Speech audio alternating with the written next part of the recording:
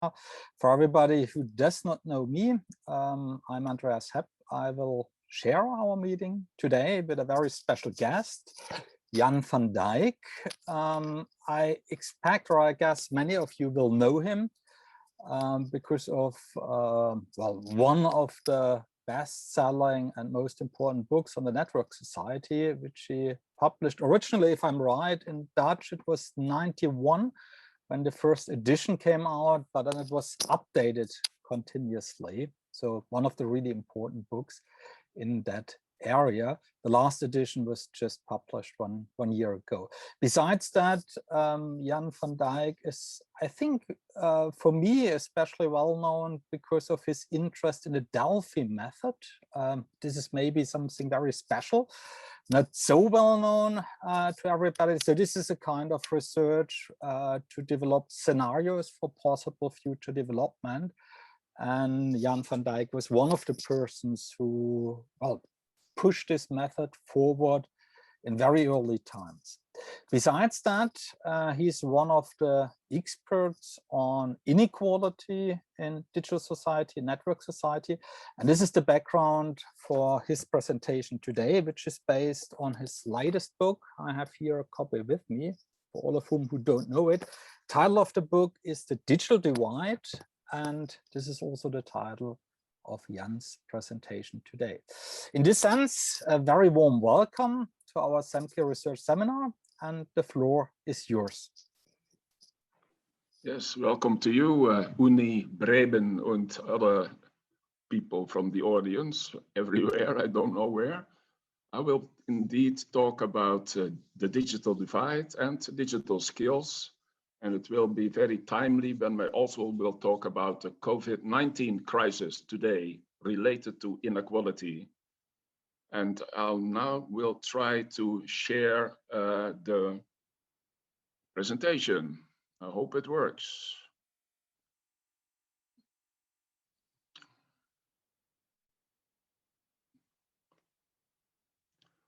I don't know whether you see it already or not.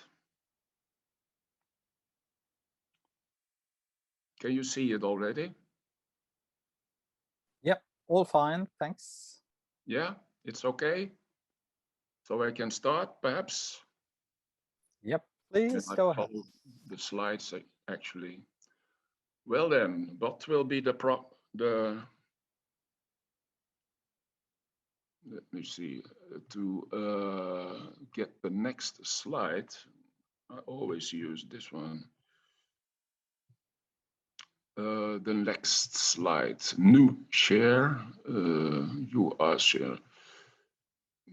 I expect, and when here it is, yeah. The program. I will talk about the digital divide as a complex process. It has so many dimensions you can't imagine. It's about everything, about all kinds of aspects of society and human beings living. In my theory, I have a framework which has a lot of different subsequential access types. The first is motivation. You have to have motivation to use the digital media and a positive attitude about it. Then, of course, you need access. That means physical access, a connection and the like. When you have a connection and one of other computers, you need skills, digital skills, and those are differences too. When you have skills, you are able to use the internet and other digital media. We have a lot of divides in using digital media, and the consequences of all these phases of access are the outcomes, of course. And the question is here, who benefits of the digital media, isn't it? The last part of my presentation will be very timely. It will be about the Corona crisis and the digital divide. Because in my country, the Netherlands, we have a survey done in April about how people were using the internet for information and communication about the Corona disease. And in fact, it reflected all we thought about the digital divide. that all the differences in society are coming back to in using for information communication about this disease by people using the internet. And the last part of all of my presentations is what to do. And that's the policy advice. How could we perhaps at this moment bridge the digital divide? This is this big complex picture of the digital divide. This is the core of my theory. The theory is called Resources and Appropriation Theory, appropriation of the internet or another digital medium. That's appropriation, has a lot of phases. I already mentioned 4 of them: motivation, physical access, digital skills, and usage. And the consequences are the outcomes to the right. Outcomes, benefits people can reach in the economic domain, the social domain, the cultural domain, the personal domain, political domain, being a citizen, and in the institutional domain. Those are the consequences.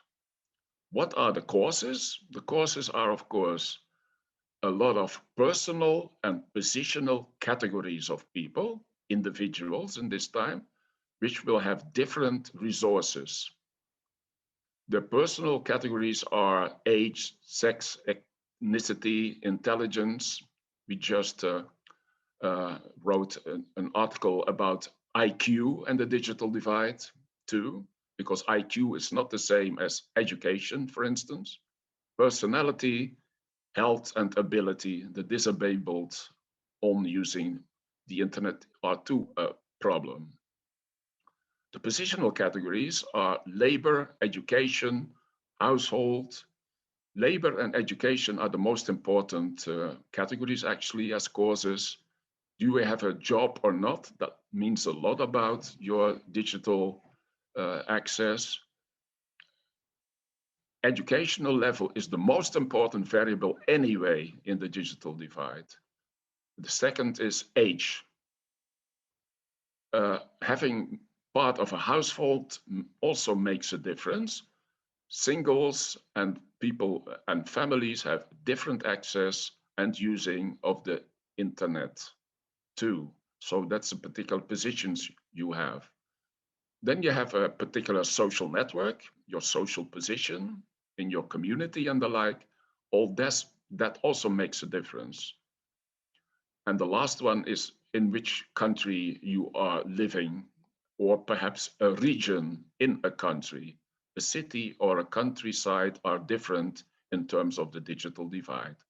Those are the causes. These categories lead to particular resources, also known as capitals in the literature: economic resources, social resources, cultural resources, and mental researches, the most important one. Then we go into those access that we'll talk more differently today, and the outcomes too. But our conclusion of our research actually are that all these differences have a feedback effect to those categories, especially positional categories, because personal categories cannot be changed that way. Perhaps intelligence, but that would be only one. And positional categories. When you are at the right side of the digital divide, you will have a more opportunity to have a good job. You will be better in your education, and your level of education to attain depends on what you can do, where you're living, single or a family. You could improve your social network using social media, for instance, and you could perhaps move to another country. That could also happen. In fact, the main conclusion of my presentation will be that by using the digital media, such like the internet, in fact, we will reinforce existing social inequality. I would like it to be others. When I started this research already in the 1980s about inequalities and using the digital media, I thought, wow, those are a lot of opportunities for people to get more information opportunities than before. You don't have to go to a library to find information. You just go to Google and then you find anything immediately what you want, isn't it? That's what we thought. And we could communicate with everybody about all the public affairs.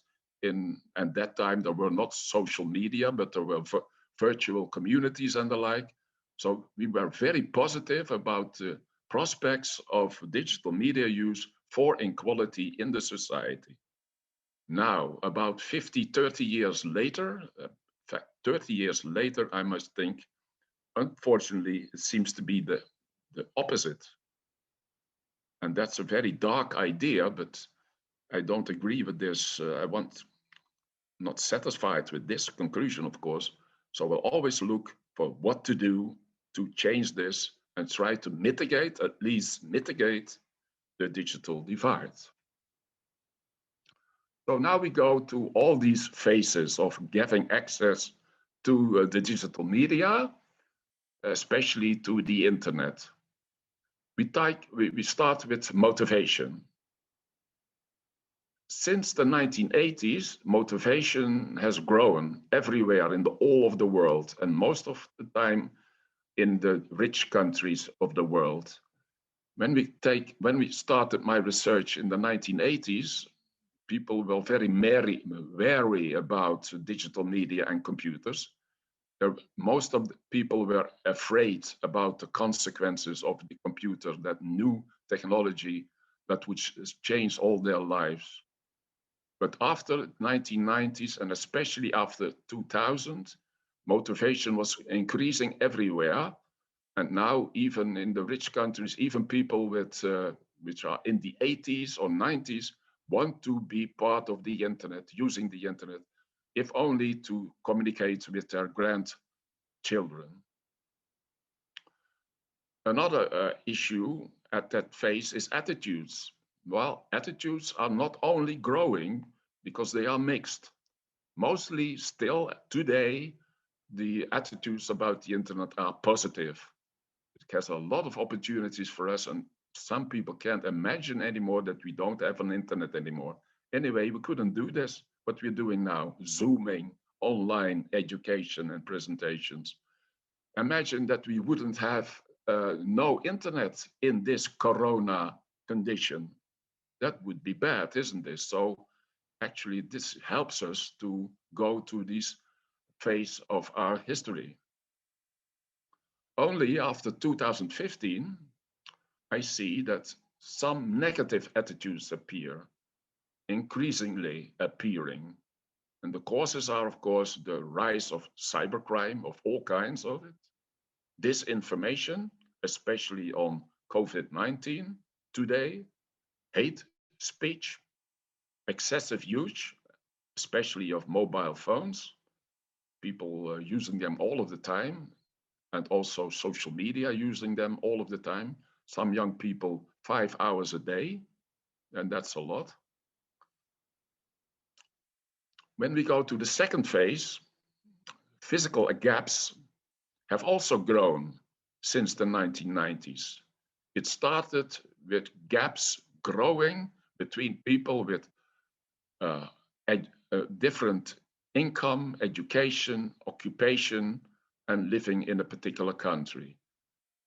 When we started with internet access and other digital media access, people with high income, high education, high professions, and living in a rich country were the first to get access much faster and much more than the others, the people with low income education and the like.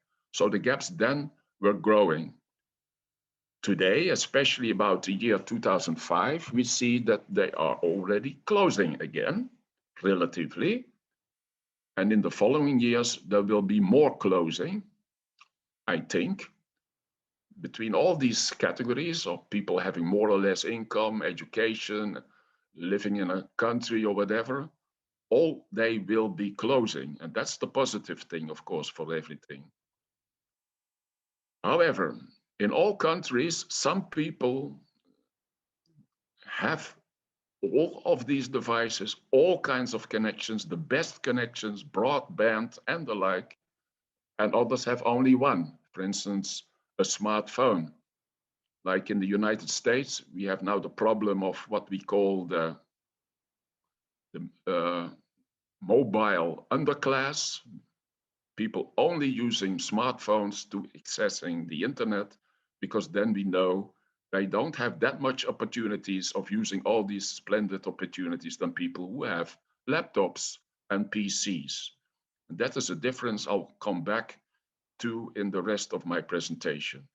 So physical access seems to be going to the close, and to but it's at the other side, we have to say that it stays. Even in my country, which has about 90-80% access to the internet, you see that there is a lot of differences between people of families who have everything, all kind of digital media. They have smartphones and the like, PCs, laptops and the like, and others have only one. And some have a very good connection at home or everywhere, and others not. Some have subscriptions, because, you know, only having some kind of computer and only have a connection is not enough. Increasingly, we need all kinds of extra costs of using the internet, like, for instance, subscriptions of any kind. When we look for the picture in the world, we see a huge difference between people living in the north and in the south, to see it generally. So when we look at Africa and South Asia, you still have a lot of people who have no access to the internet. On average, in the world, now about 50 to 20%, 25% have access to the internet. And that is now the majority. But in the developing countries, it might be on average 30 to 40%. And in the rich developing countries, we have access figures between 80 and 100. With the top is South Korea with 90%, and Iceland second. And the Netherlands has 98, and Germany has now 90 plus. I don't know actually, because this is a picture here of the world from 2017. And now I guess in Germany it will be about 93% or something. That's what I guess. So even in even in Europe, you see differences between countries. In the east and in the south, there's much less access than in the north and the west in Europe. When we look at this figure of the gap of access between developed and developing countries together, we see that actually the slopes, the gaps are not getting really smaller. At the start of the rise of the internet, we saw the gaps were growing very fast until 2045. You can see it in the slope. Then the rich countries were giving access very fast and very broad, while the developing countries were still staying out. For instance, when we look at 2010, only 20% of the developing countries, the populations in that countries, had access to the internet. And at that time, it was 66 in the rich countries. That's an enormous gap, isn't it? But today, this figure goes to 2018. We see it was 81 for the rich countries to 41 in the poor countries, the developing countries. And the middle at that time was 48. In the meantime, in 2021, we see Today it is 51, 52 on average. But the differences are still there and they remain today, but not in the next decades. In decades, we will see that the slope will be not widening anymore, will becoming narrower.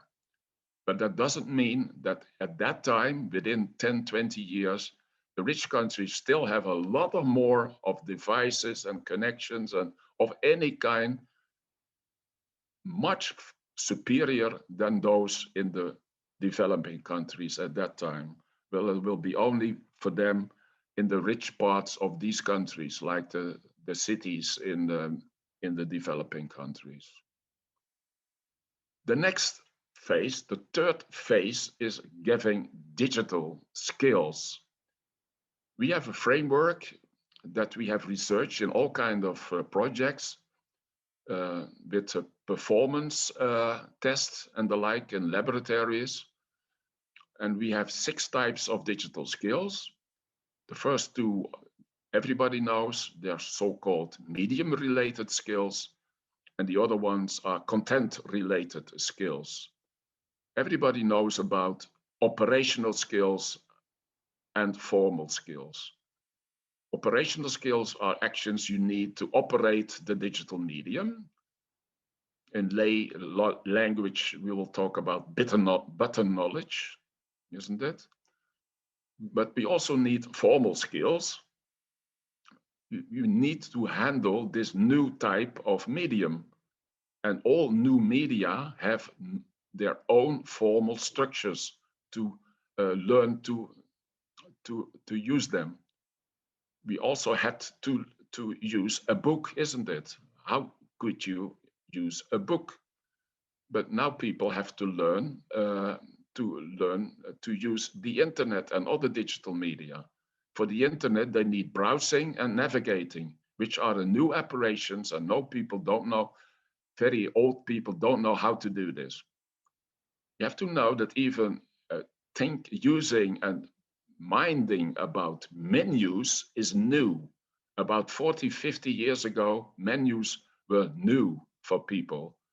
And I still have a father who doesn't understand anything about menus. That is a frame of thinking they don't understand. So you have to learn it. We have to know that we kind of people from the university have to know that there are people who cannot understand menus, still today. However, we don't only have media-related skills, but also content-related skills. And they, in fact, are far more important. The first of them are information skills. You need to learn to search, select, and evaluate information in the digital media. For instance, in using search engines. So that's also something you have to learn, isn't it? Even using Google, some people think, well, it's so easy, you can find everything in a minute. But they forget, actually, they are looking to the third hits of all their search operations, and perhaps the first page, but not the second page. And well, they think, oh, and there's now a lot of opportunities. You got the numbers already, what you want, and then you find it, isn't it? That's easy. Well, I'll tell you, it's not easy.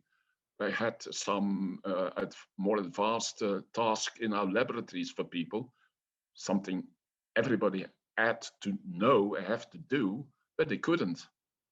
Information skills are not that easy as you think, especially evaluating information. Today, for instance, which of the information you find in the social media is reliable and valid or not? You should know it, and that's not easy. Second, communication skills. You need to learn new skills. For instance, for mailing, email today, people are borrowing their time, some 2-3 hours a day for emailing in a very bad way, not effective, not efficient. Contacting, you need to make profiles for your own identities. When you want online dating and you have a poor profile, you don't get anything, isn't it? You have to draw attentions, and that's not only a professional thing you have to learn, it's also something now amateurs have to learn. Giving opinions in chatting and in discussions on the social media, you need the skills for it too. Making, for instance, a video, well, look at YouTube, you see clumsy amateur videos, and you see almost professional and completely professional videos. Perhaps the most content-related skills are strategic skills. That is when you are using the digital medium as a means to achieve particular professional or personal goals. Make it an easy example will be, you want to have the cheapest flight from Bremen to London via the internet. Find the cheapest flight. Well, that seems easy, but it's not. So some people can find it in a minute, and others need an hour or something, and then still take the wrong option. Could be. The last content-related skills, like for instance, I get the example of making a video, which are that people can really look to, which are attractive. Then you need content-related skills, or perhaps better writing. Online writing is not the same as writing on paper, as we have learned it on school, isn't it? What is the conclusions about digital skills and usage? We see that the gaps of digital skills are growing everywhere in the world. And those are relative gaps. All these gaps are relative between some categories and others. It might be that usability is better. Okay, today than 20 or 30 years ago, all these applications are much more usable and more easy than before. However, we try to do more complex things by using the internet. That's the problem. And then we see that people who have a higher education learn faster and better of using the internet. The main important thing for the future will be all these differences of digital skills between people.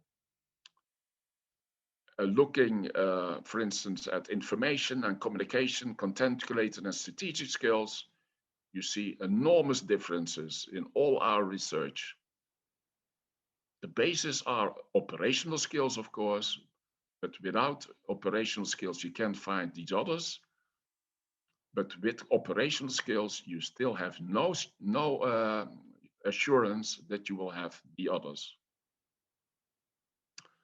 The gaps of frequency and the diversity of use is also growing, because the internet is now used for everything, all kinds of applications. Some people use the internet all of the day for everything, and others only for particular things, and only once in a day or even once in a week. We are doing this research about skills now for more than 10 years today, and we do it with laboratory research, where we have so-called assessments.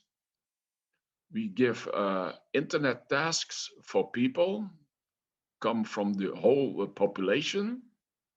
They got 9 of these tasks for everybody. Those were all tasks every citizen should be able to do. Like, for instance, filling in your tax form or something. And then they had to do it in about 1.5 hours, those 9 tasks. And we were looking how much time it took for them to do it, to find an answer, because for all tasks, there was a particular right answer. So, and then we could see how much time they took for people. and when they found the right action and the right result of searching, for instance. And when we observed this with all kinds of operations they made, and then we actually see how people are using the internet. And then we could see how were the enormous differences between people who actually are using the internet. Then we could see what are actually their skills. Well, in one of the first projects, we saw that we could see in the Netherlands that 80% of the population we had in our laboratory were good in operational tasks. 78. 78 also on formal tasks. So that was not that big problem. But the biggest problem came going to information tasks. Only 58% good the right result. And when we are looking at the most important and more difficult tasks, 28% only completed the task completely. We found significant differences between people with different age and with different educational level. The young were better and the higher educated were also better, but not in terms of gender. Of course, before and after, we gave a questionnaire about how are you good on the internet, you think yourself. And then, of course, the males and the young people, the young males were superior as compared to the females and the girls. In fact, in our performances, they were completely equal, at least in our country, the Netherlands. But the more surprising research was that perhaps young people between 18 and 13 were superior in operational and formal skills, but not in information and strategic skills. People with elderly age were better in information and strategic skills than young people on the condition that they had sufficient operational and formal skills. That were needed, of course. When you don't have them, you can't use the internet. We saw that people above 55 perform relatively bad on all these skills, but when the operational skills were absent. But when they are not, they were better than young people. And what is the cause of this, of course, is, of course, to know things, to have experience of affairs in society, to have education. And when you don't have the information about affairs and about things, you might be good in button use, very fast, showing link left and left, everything within a second, but you don't know what you're doing. Some young people could be. And then we go to the fourth phase, which is usage access, where we can observe so-called usage gaps. There's a probability, and we have a lot of results now which show a usage gap in the population.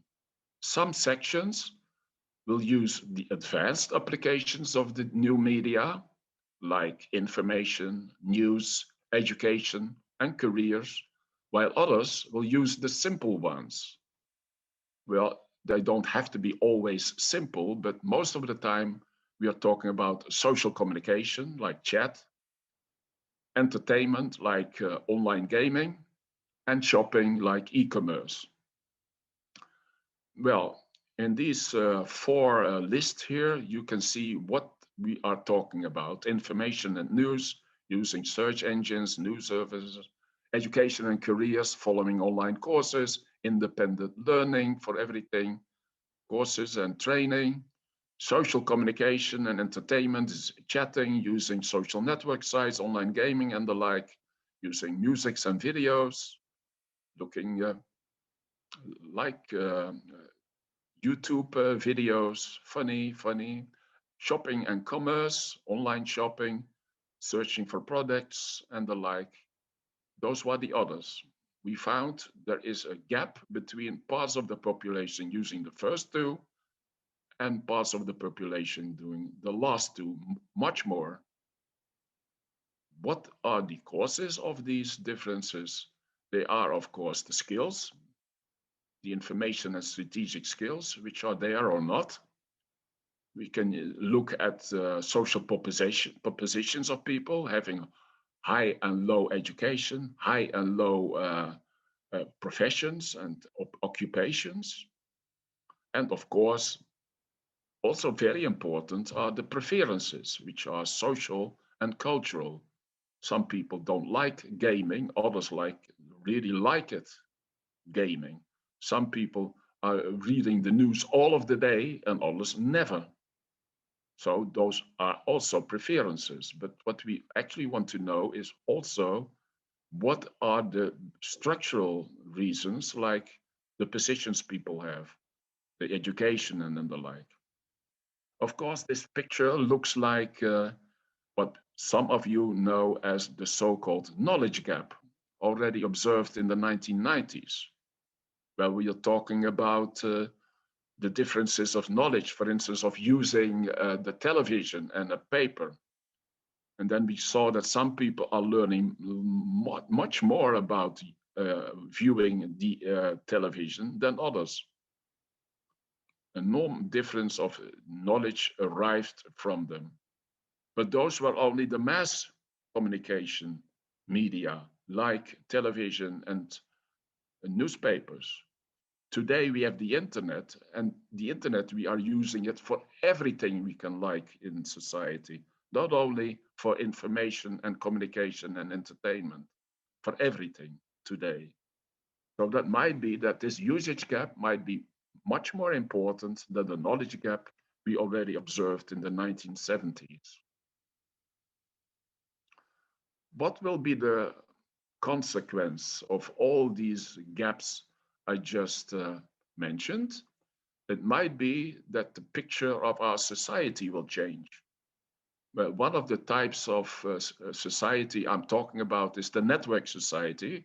I write a book about it, and I'm afraid that we will arrive a so-called tripartite society in three parts. In the middle, we have the information elite. You see it here in this picture in the middle. Those already had a lot of connections with others, network connections, social connections, relations to others. Using the digital media, they could increase it, for instance, by using the social media and other network applications on the internet, and much more using the digital media in general. The information elite is about 15% in the developed countries. All of you, I guess, in this audience are part of it. The majority of the society outside us, what I call the participating majority, is about 50, 60 or more % of the population. They have less connections, both socially and media related, than those in the circle in the middle. And the third part of society are those who are more or less unconnected and excluded.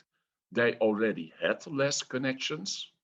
We know poor people in all neighborhoods have less connections than people others in other neighborhoods and the like.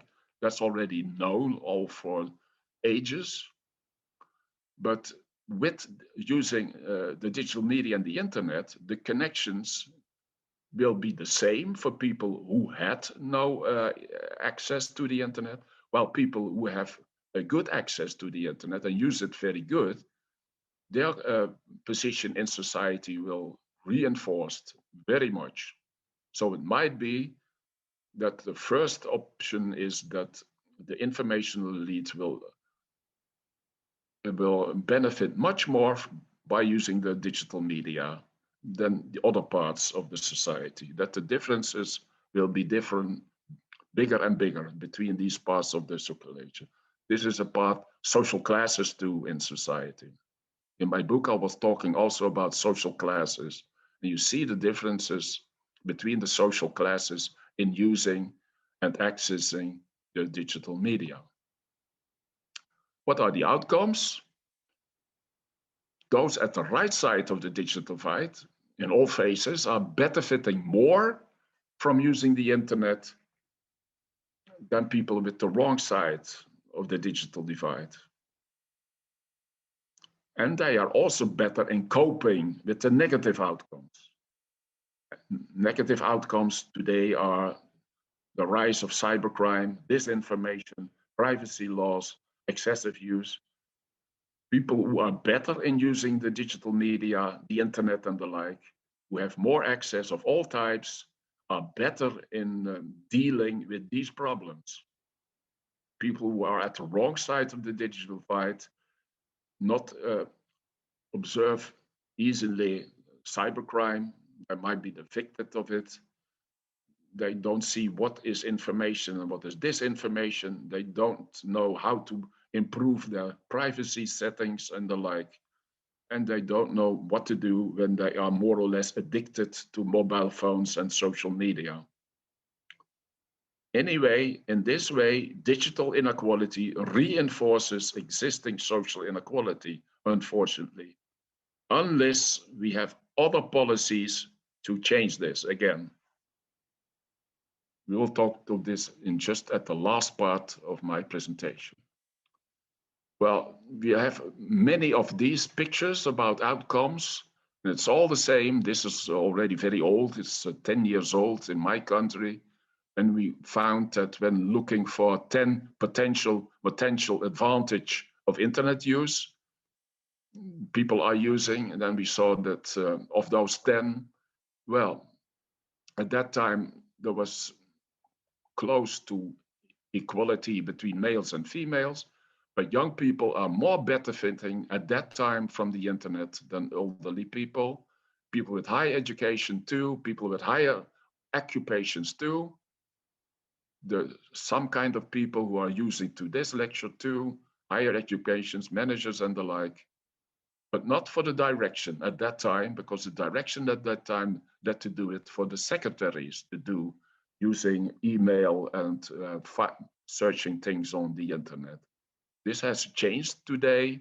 Now even direction persons have to use the internet, otherwise there would be there would be a mock of it. And so they have to do it, but you see there still is some differences. People with the high educations are those who benefiting much more from the internet than others. So the picture comes back, feedback. When you have more outcomes, you have more resources, and you will have a better position in society. That's what's happening. And those are all relative differences. If we talk about absolute differences, it might be that the poorer sections also learn and benefit from the internet. But when we are in a network society, relative positions are vital, crucial in finding particular positional categories, like finding that job you want or not, because you are very good in applying online or not. Just an example. Now we go to an example which are very timely now. It's the COVID-19 pandemic and the digital divide.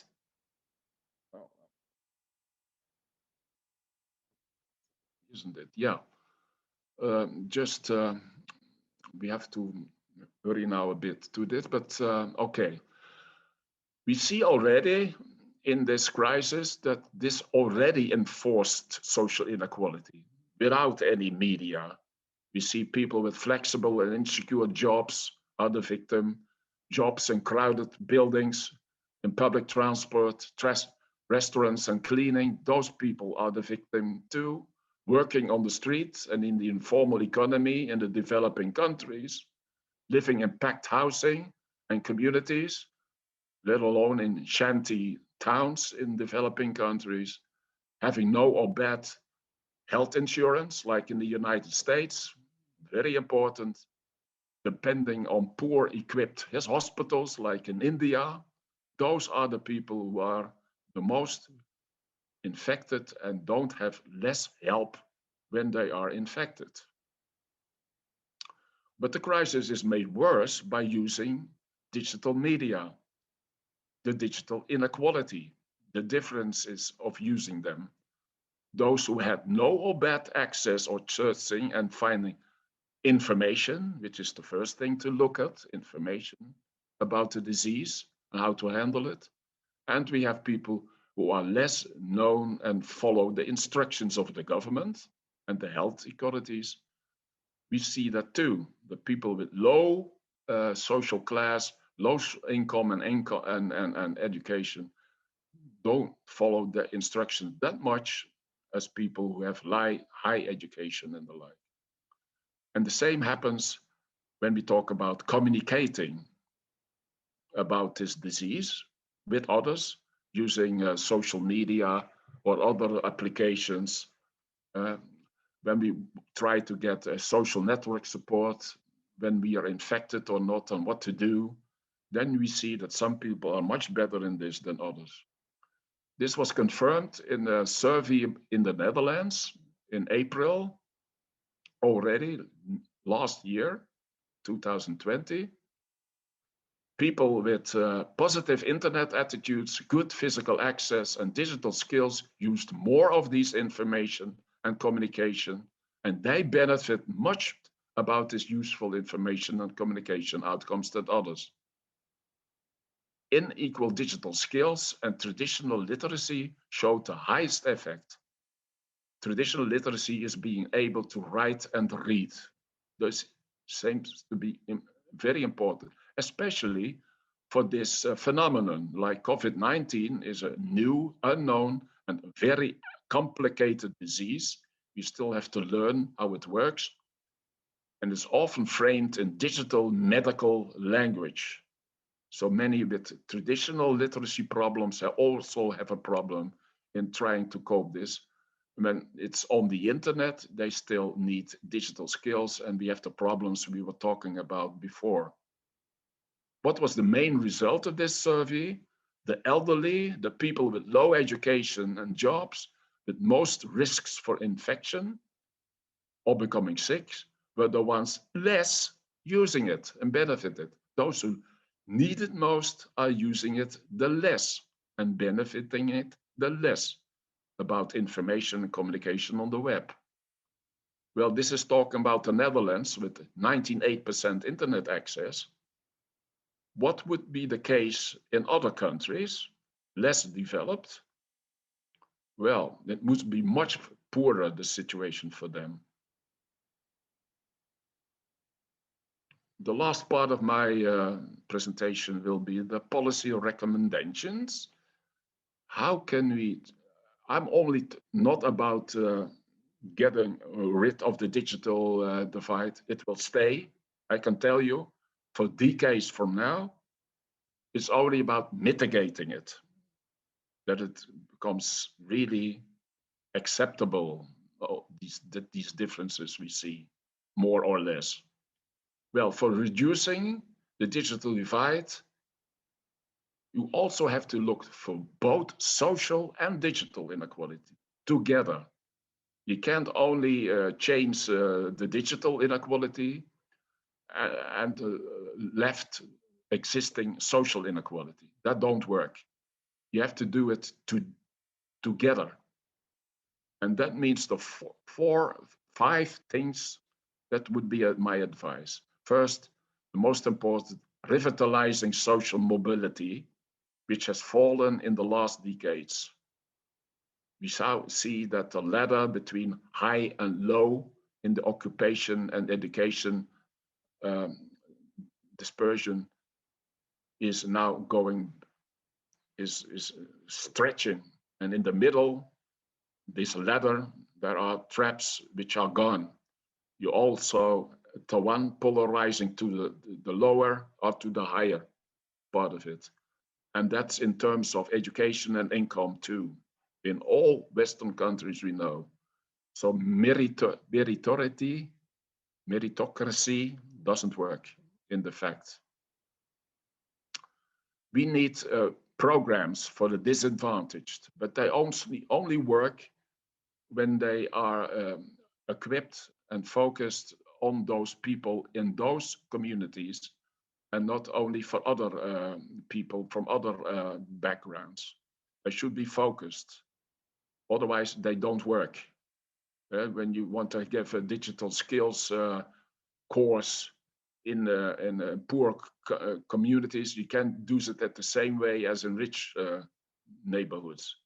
They have different problems and different things they need. Cheaper digital technology, that's okay, that works too. And that can help. But we see all of the time new digital media again. So then we see reappearing of the problem. Now we go into Internet of Things applications. Then we see again the same digital gaps we arrived when we started with PCs and laptops and the like before. Design technology for easier use is also very important, but we also use them for more complicated things, so it won't be easier anyway in the future too. But being more easier, that's a lot of accomplishment of the last 20-30 years. Now digital technology is much easier for the population than it was 30 years ago. It's an enormous difference, so that works too.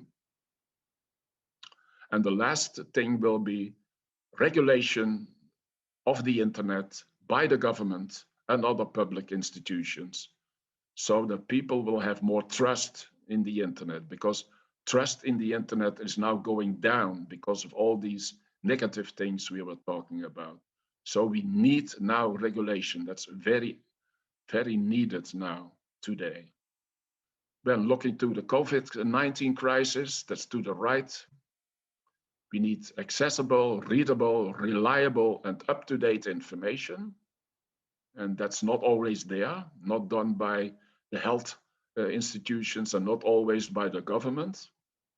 We need communication support about the disease on the internet, real applications to support people when what to do when you be affected, what to do to go for the vaccination when you don't trust it and the like, so that you get support. We need reliable COVID-19 information. That's very important, because today social media are not a good thing, isn't this? Because there's more unreliable information than real good information about this disease, unfortunately. So in general, you can ask, are we happy with the social media now in this terms of this crisis? I don't know. There's a lot of crap on the social media. About a third about the populations don't want to be vaccinated, and most of the reasons are derived from the disinformation on the social media. And we need, of course, new apps. There's splendid apps to support people who have to do with this disease. Only they have to be privacy friendly, and not all of them are privacy friendly, unfortunately. So that might be another good solution too. So in this crisis, we find the same, exactly the same things as we found in the first part of my presentation. That in fact, the situation makes it worse for people who are at the wrong side of the digital divide. So this was my picture today. It was a bit longer than I thought, but we can have discussion now, I hope. Okay, thank you very much. Yeah. So you can stop your screen sharing now if you want. Okay, thank you very much for this great, highly interesting presentation. So